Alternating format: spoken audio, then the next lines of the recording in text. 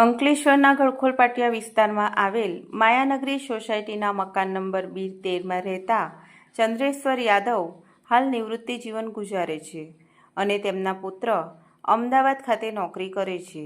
ગત તારીખ 12મી મેની રાત્રિએ તેઓ તેમના મકાનના ગ્રાઉન્ડ ફ્લોરના દરવાજાનું તાળું મારી ઉપરના માળે સૂવા ગયા હતા. તે દરમિયાન રાત્રિના સમયે કોઈ અજાણ્યા ઈસમે મકાનમાં પ્રવેશ કરી કબાટમાં મૂકેલ ₹13.66 લાખના સોના ચાંદીના દાગીના તેમજ રોકડ રકમની ચોરી કરી ફરાર થઈ ગયા હતા.